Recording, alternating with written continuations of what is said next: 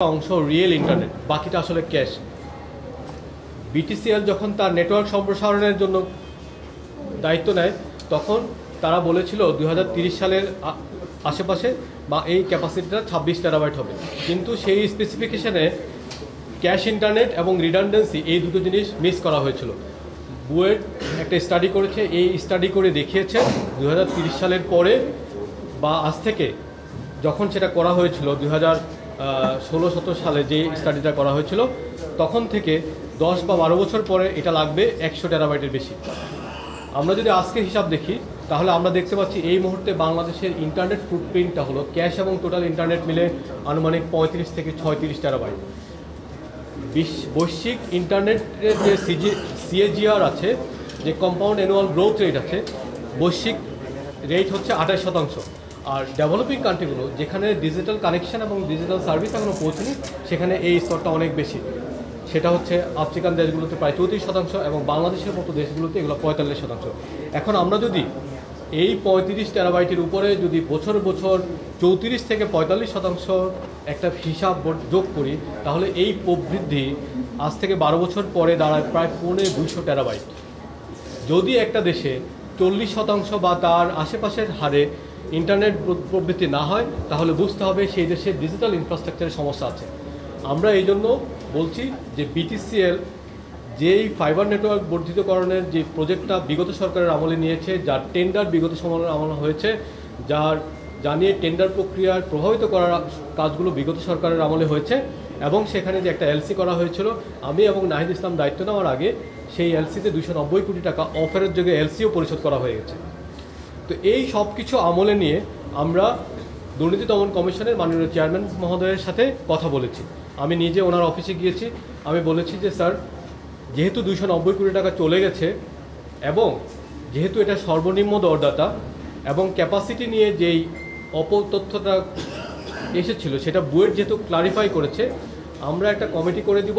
এই কমিটির মাধ্যমে যে ইকুইপমেন্টগুলো তারা প্রতিশ্রুতি দিয়েছে, আপনারা জানেন এটা OSR 9800, M12 এবং M24, এই ইকুইপমেন্টগুলো বিটিসিএলের যে ব্যবসায়িক প্রতিদ্বন্দ্বী বাংলাদেশের বেসরকারি খাতে ইতিমধ্যেই এটা স্থাপিত হচ্ছে এবং ব্যাপক আকারে স্থাপিত হচ্ছে। কিছু বিশেষ কোম্পানি বিটিসিএলকে এই মার্কেট থেকে আউট করে দিতে চায়। তো আমরা এই বক্তব্য যখন তুলে ধরেছি তখন বলা হয়েছে ঠিক আছে, আমাদেরকে বিস্তারিত জানানো হোক।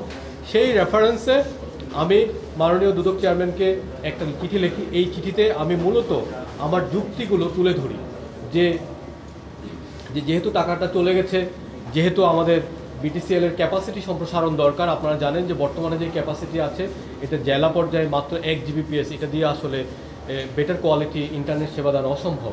এখন এই মুহূর্তে বিটিসিএল যদি এই নেটওয়ার্কটা আপগ্রেড না করে তাহলে খুব দ্রুতই সে মার্কেট আউট হয়ে যেতে পারে।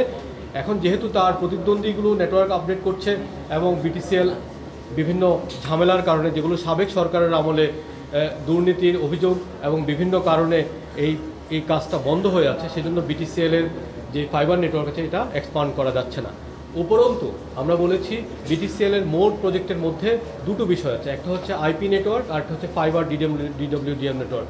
আইপি নেটওয়ার্কের কাজ 70 থেকে 80% অলরেডি হয়ে গেছে, কিন্তু সেই 300 কোটি টাকা আজকে কোনোই কাজে আসছে না, কারণ সেই নেটওয়ার্কের যে সার্ভারগুলো বসানো হচ্ছে সেই সার্ভারগুলো সংযোগ করার জন্য আমাদের ডিডব্লিউডিএম নেটওয়ার্কটা দরকার। তো সেজন্য আমরা যুক্তি উপস্থাপন করেছি যেহেতু টাকা চলে গেছে আমাদেরকে কাজটা করতে দেওয়া হোক। আর যেহেতু ইকুইপমেন্টটা বর্তমান বিশ্বে ব্যবহৃত বহুল প্রচলিত ইকুইপমেন্ট, আমরা একটা কমিটি করে দিব, যেই কমিটি নিশ্চিত করবে যে রাইট ইকুইপমেন্ট যেটা প্রতিশ্রুতি দেওয়া হয়েছে সেটা আসবে। এটাকে অপব্যাখ্যা করে আমাকে ব্যক্তিগতভাবে আমার মিনিস্ট্রিকে এবং আমাদের সরকারকে চরিত্র হননের একটা চেষ্টা আপনারা মিডিয়াতে দেখেছেন। আমি এর নিন্দা জানাই এবং আমি সুস্পষ্টভাবে বলতে চাই, আমি এবং আমার মন্ত্রণালয়ের বর্তমান দায়িত্বপ্রাপ্ত আমরা যারা আছি তারা কোনো ধরনের কোনো দুর্নীতিতে জড়িত নই, এবং এখানে যত ধরনের কাজ হয়েছে প্রত্যেকটা কাজ আগের সরকারের আমলে হয়েছে। আমরা শুধুমাত্র কিছু চিঠি আদান প্রদান করে আমাদের মতামত ব্যক্ত করেছি এবং মতামত ব্যক্ত করে চিঠির শেষ লাইনে মাননীয় দুদক চেয়ারম্যানের আন্তরিক সহযোগিতা প্রত্যাশা করেছি। এর বাইরে আমরা কোনো নির্দেশ দেইনি। আর উল্লেখ্য যে এখানে এই প্রজেক্টের বিপরীতে দুদকের পর্যবেক্ষণ ছাড়া কোনো ধরনের কোনো মামলা নেই।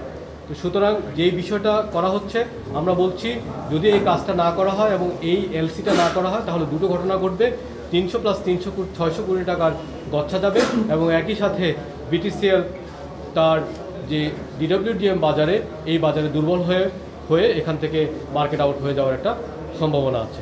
তো সব মিলে আমরা বলতে চাই আইসিটিতে আমরা যে কাজগুলো করছি আপনারা জানেন যে সেখানে আমরা প্রায় 2,500 কোটি টাকার অন্যায্য প্রকল্প বাদ দিয়েছি। আমরা আপনারা খেয়াল করে থাকবেন নতুন বাজেটে আমরা কোনো ধরনের আইসিটি থেকে কোনো নতুন প্রকল্প তুলি নাই।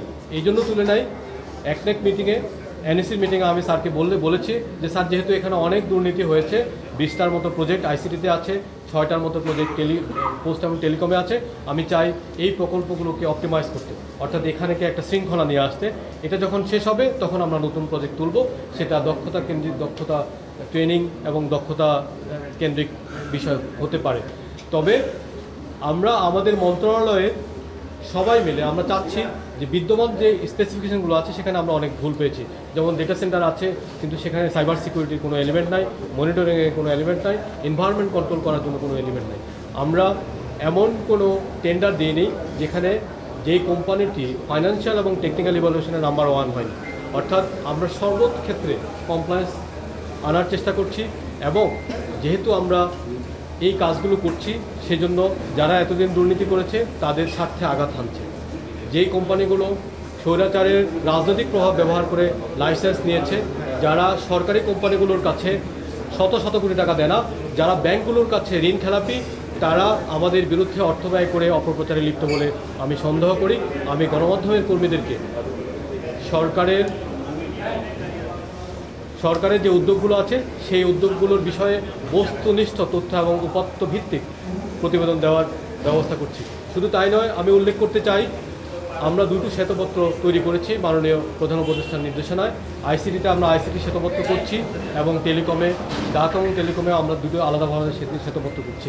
একটি শ্বেতপত্রে বিশ্বের স্বনামধন্য মোনাজ বিশ্ববিদ্যালয়ের প্রফেসর ডক্টর নিয়াজ আসাদুল্লাহ নেতৃত্ব দিচ্ছে, আর একটি শ্বেতপত্রের নেতৃত্ব দিচ্ছে বাংলাদেশ প্রকৌশল বিশ্ববিদ্যালয়ের অধ্যাপক কামরুল হাসান। আপনারা আপনাদের যে যাবতীয় ফাইন্ডিং তাদের মাধ্যমে পৌঁছাতে পারবেন এবং তারা সবাই 2টো মন্ত্রণালয়ের সামনেই পোস্ট বক্স রেখেছে, ইমেল দিয়েছে এবং পত্রিকায় বিজ্ঞাপন দিয়ে আপনাদের কাছে তথ্য চেয়েছে। আপনাদের যদি যে কোনো ধরনের যে দুর্নীতির অভিযোগ আপনারা সেখানে রাখতে পারবেন। এবং এই বলে আমি আমার বক্তব্য শেষ করছি। আমি মনে করছি আমরা দেশের মানুষের জন্য যা ভালো তাই করছি এবং আমাদের মোরাল স্ট্রেংথ এত বেশি যে আমরা এই কাজগুলো শেষ করে যাব এবং সেই দৃঢ়তা নিয়ে আমরা আমাদের কাজ করব। ধন্যবাদ।